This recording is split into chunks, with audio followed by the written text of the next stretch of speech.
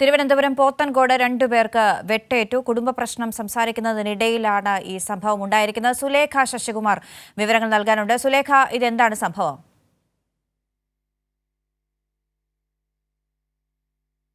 ഉണ്ടായത് പന്തലങ്കോട് സ്വദേശികളായ രാജേഷ്, മഹേഷ് എന്നിവർക്കാണ് വെട്ടേറ്റിട്ടുള്ളത്.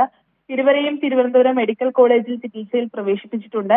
ഈ കുടുംബ പ്രശ്നം സംസാരിക്കുന്നതിനിടയിൽ ഒരു വാക്കുതർക്കവും ഉണ്ടാവുകയും അത് പിന്നീട് ഒരു ഇത്തരത്തിൽ വെട്ടേൽപ്പിക്കുന്ന ഒരു സാഹചര്യത്തിലേക്ക് പോവുകയായിരുന്നു. ചാരുമൂട് സ്വദേശി കൊച്ചുമോനാണ് ഇരുവരെയും വെട്ടുകത്തി കൊണ്ട് വെട്ടി പരിക്കേൽപ്പിച്ചത്.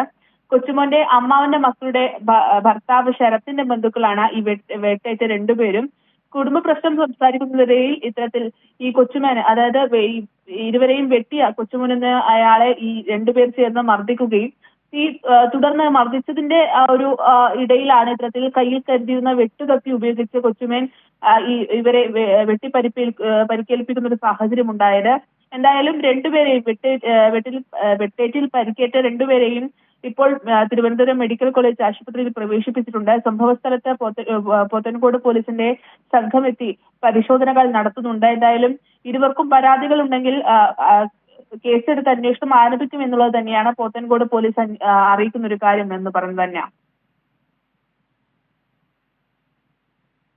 സുലേഖ ശശികുമാർ വിവരങ്ങൾ നൽകിയത്.